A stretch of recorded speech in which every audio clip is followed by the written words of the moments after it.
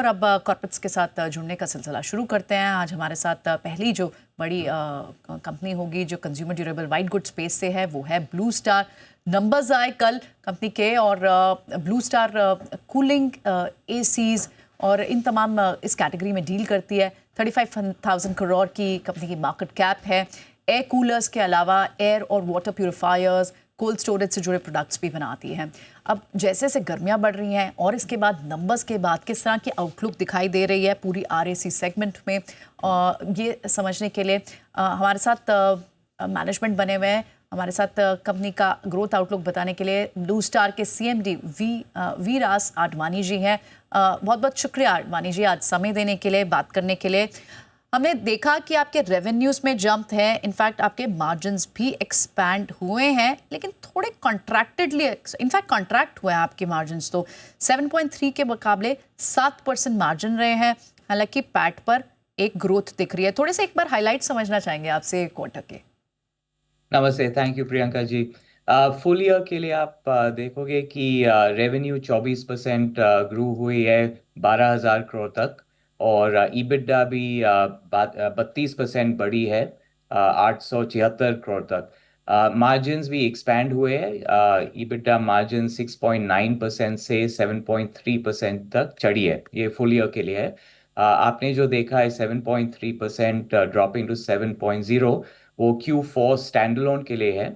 अगर आप देखोगे कि इंडिविजुअल सेगमेंट 1 और 2 में दोनों के ईबिट मार्जिन स्टेडी थे। ईबिट मार्जिन सेगमेंट 1 के 7.6% पे आई है और सेगमेंट 2 8.4% तक चढ़ी है। दोनों स्टेबल है, मगर बिजनेस मिक्स का थोड़ा चेंज की वजह से एग्रीगेट मार्जिन कंपनी का 7.3 से 7.0 तक गिरा है। तो ये सिर्फ बिजनेस मिक्स का इशू है, नहीं तो मार्जिन्स बहुत स्टेडी है पूरे साल के लिए। ओके, तो यानी ये एक वन ऑफ इस क्वार्टर के लिए है because of the business mix, नहीं तो हम वाई ऑन वाई बेसिस देखें तो there is a beat on all front.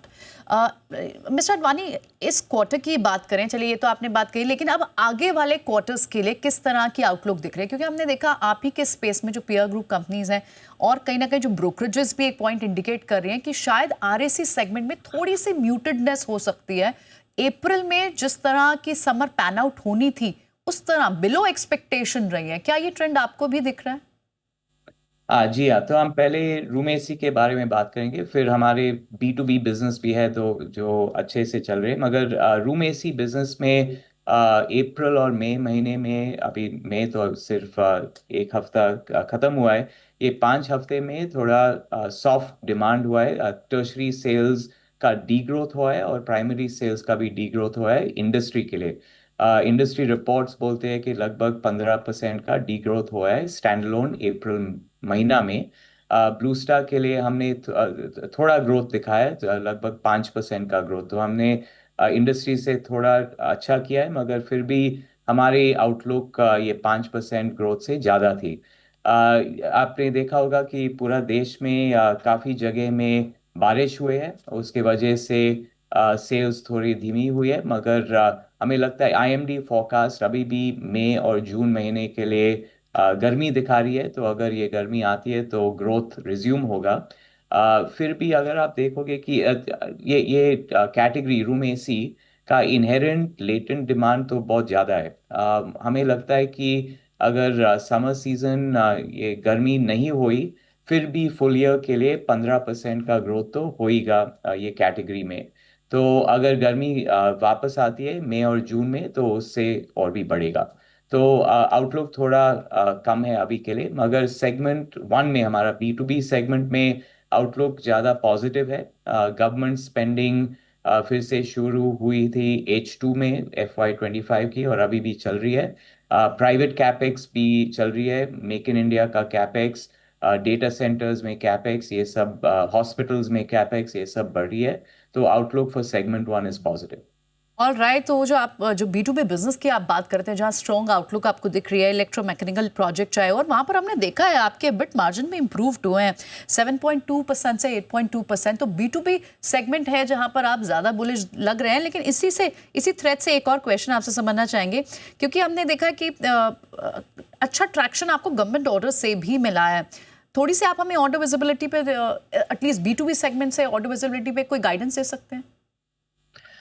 तो हमें तो B2B बिजनेस में आपको पता है हमारे दो बिजनेसेस हैं। एक है प्रोजेक्ट्स बिजनेस, हम MEP प्रोजेक्ट्स करते हैं, ये लार्ज कंस्ट्रक्शन प्रोजेक्ट्स में काम करते हैं। उधर ज़्यादा डिमांड हॉस्पिटल्स, डेटा सेंटर्स और फैक्ट्रीज से आई है। ऑर्डर इनफ्लो भी काफ़ी तेज़ थी पिछले साल में। आपने देखा होगा ऑर्डर बुक हमारी अभी कैरी फॉरवर्ड ऑर्डर बुक 10% बढ़ी है, 6,200 करोड़ तक लगभग। तो वो ऑर्डर बुक के साथ हमें काफ़ी विजिबिलिटी है एग्जीक्यूशन के बारे में और बिलिंग और प्रॉफिटेबिलिटी के हिसाब से FY26 के लिए। सेगमेंट वन में एक और बिजनेस है हमारी, central air conditioning products business. वो भी बहुत डिमांड अच्छी है। वो काफ़ी डिमांड ऑफिस से आ रही है, मैन्युफैक्चरिंग, गवर्नमेंट कैपेक्स से। तो क्वाइट ब्रॉड बेस्ड परचेसिंग हो रही है। तो आउटलुक पॉजिटिव है हम हमारे सब बिजनेसेस के लिए सेगमेंट वन में। और सेगमेंट टू भी आपको पता है कि रूम एसी का बिजनेस है और रेफ्रिजरेशन के बिजनेस है, तो दो बिजनेसेस है। रूम एसी ये समर के वजह से थोड़ा धीमी हुई है, मगर फिर भी आउटलुक बहुत पॉजिटिव है। और हमारे रेफ्रिजरेशन बिजनेस जो आइसक्रीम इंडस्ट्री, FMCG, QSR, ये सब में डिमांड में का भी काफ़ी तेज़ डिमांड है। तो ओवरऑल हमारी आउटलुक पॉजिटिव है कंपनी के लिए। Okay, all right. Mr. Advani, do you foresee any potential supply chain disruptions? क्योंकि आपने हम इस आपके कैटेगरी में हमने देखा भी चैनल पार्टनर्स ने स्टॉक अप किया है due to supply chain issues. क्या किसी तरह के डिसरप्शंस, कमोडिटी प्राइस फ्लक्चुएशंस अगर होती हैं तो आप कैसे मिटिगेट कर सकते हैं इन पॉसिबल थ्रेट और रिस्क को? तो हमारी बिगेस्ट प्रॉब्लम है कंप्रेसर्स की। तो आपको पता है कि सब कंप्रेसर्स अभी तक चाइना से आते हैं, पूरे इंडस्ट्री के लिए हमारे भी चाइना से आते हैं।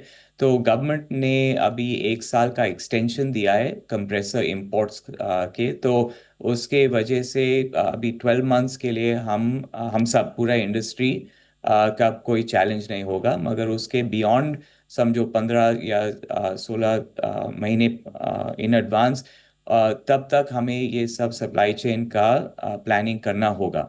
चाइना सोर्सिंग तो बंद हो जाएगी, उसकी वजह से हमें लोकल सोर्सेज को देखना पड़ेगा। काफ़ी मल्टीनेशनल्स अभी इंडिया को देख रहे हैं कंप्रेसर्स को बनाने के लिए। तो हो सकता है कि हम उनसे सोर्स करेंगे। हम भी थोड़े इन्वेस्टमेंट्स करने वाले हैं। हम कंप्रेसर्स मैन्युफैक्चर नहीं करेंगे, मगर हम सोच रहे हैं कि पार्टनरशिप में हम थोड़े इन्वेस्टमेंट करके कंप्रेसर की सप्लाई चेन बनाएंगे। तो it is looking okay for now. 2-3 महीने पहले ज़्यादा रिस्क था, अभी कम रिस्क हुआ है। ये जिस तरह से आप बता रहे हैं इस पर्टिकुलर सेगमेंट में, आप कंप्रेसर के सेगमेंट में अपने सप्लाई चेन इश्यूज को रिजॉल्व करने की कोशिश में क्या नया केपेक्स भी लगाने की तैयारी में है? नहीं, हमारी कैपेक्स सब प्रोडक्ट्स में है। तो एयर कंडीशनिंग प्रोडक्ट्स और room air conditioners, commercial air conditioners, commercial refrigeration में, ये तीनों कैटेगरीज में हम कैपेसिटी एक्सपेंशन कर रहे हैं। बैकवर्ड इंटीग्रेशन भी इसके साथ हो रहा है, मगर वो ज़्यादा हीट एक्सचेंजर्स, प्लास्टिक्स, ये सब अलग कंपोनेंट्स में हो रहे हैं। फॉर द फॉरसिएबल फ्यूचर हम कंप्रेसर्स खरीदेंगे और कॉपर ट्यूब्स भी खरीदेंगे। ये दो बड़े कंपोनेंट सोर्सिंग है हमारे लिए। All right, thanks very much mister Advani आज समय देने के लिए और नंबर्स के बाद अर्निंग्स के हाइलाइट्स हमारे साथ शेयर करने के लिए बहुत बहुत शुक्रिया आपका।